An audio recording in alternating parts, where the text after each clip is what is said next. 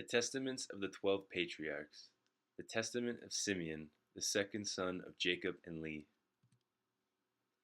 The copy of the words of Simeon, the things which he spake to his sons before he died in the 120th year of his life, at which time Joseph his brother died. For when Simeon was sick, his sons came to visit him, and he strengthened himself and sat up and kissed them and said, Hearken, my children, to Simeon your father, and I will declare unto you what things I have in my heart. I was born of Jacob as my father's second son, and my mother Leah called me Simeon, because the Lord had heard her prayer. Moreover, I became strong exceedingly. I shrank from no achievement, nor was I afraid of aught. For my heart was hard, and my liver was immovable, and my bowels without compassion, because valor also has been given from the Most High to men in soul and body. For in the time of my youth I was jealous in many things of Joseph, because my father loved him above all. And I set my mind against him to destroy him, because the prince of deceit sent forth the spirit of jealousy and blinded my mind, so that I regarded him not as a brother, nor did I spare even Jacob my father. But his God and the God of his father sent forth his angel, and delivered him out of my hands. For when I went to Shechem to bring ointment for the flocks, and Reuben and Dothan, where our necessaries and all our stores, Judah my brother sold him to the Ishmaelites. And when Reuben heard these things, he was grieved, for he wished to restore him to his father. But on hearing this, I was exceedingly wroth against Judah, in that he let him go away alive. And for 5 months I continued wrathfully against him. But the Lord restrained me, and withheld from me the power of my hands. For my right hand was half withered for 7 days. And I knew, my children, that because of Joseph this had befallen me. And I repented and wept. And I besought the Lord God that my hand might be restored, and that I might hold aloof from all the pollution and envy and from all folly. For I knew that I had devised an evil thing before the Lord and Jacob my father, on account of Joseph my brother, in that I envied him.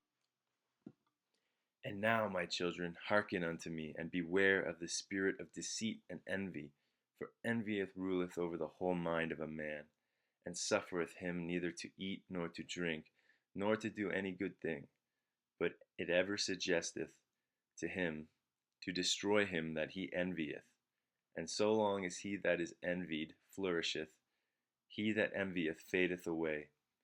2 years therefore I afflicted my soul with fasting in the fear of the Lord, and I learnt that deliverance from envy cometh by the fear of God.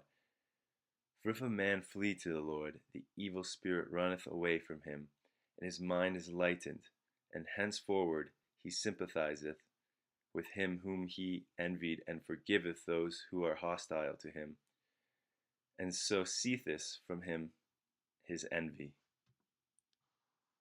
And my father asked concerning me, because he saw that I was sad. And I said unto him, I am pained in my liver, for I mourned more than they all, because I was guilty of the selling of Joseph.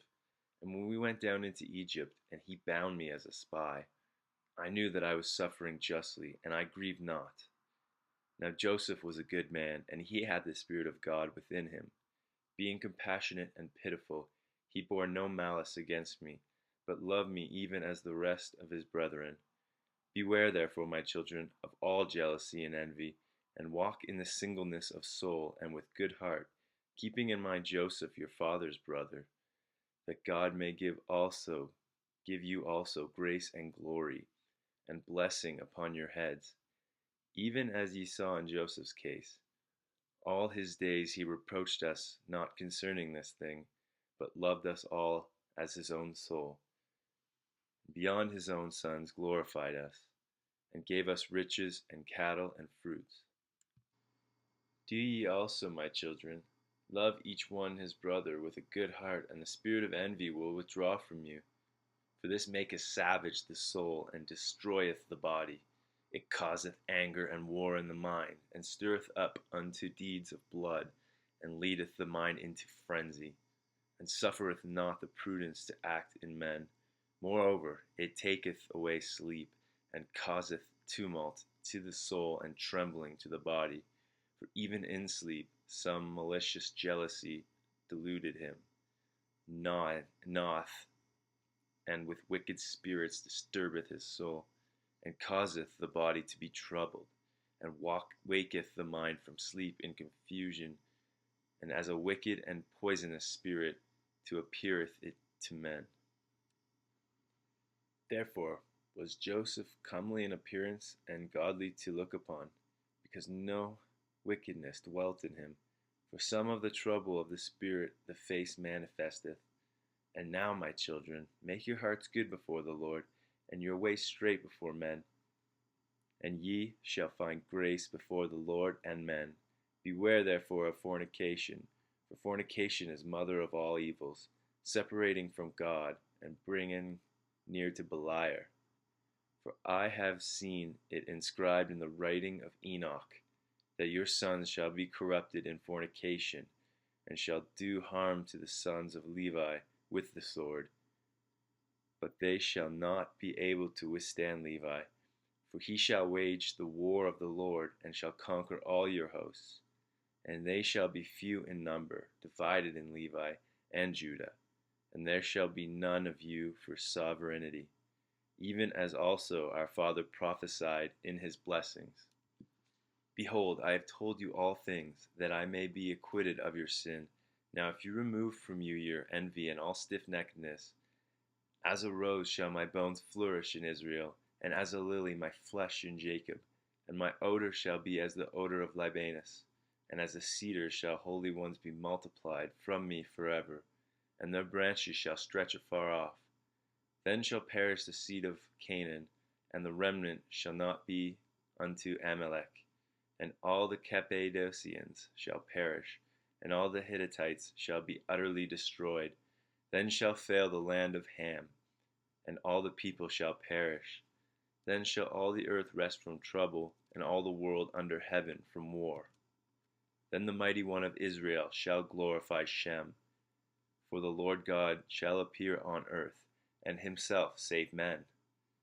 Then shall all the spirits of deceit be given to be trodden underfoot, and then men shall rule over wicked spirits.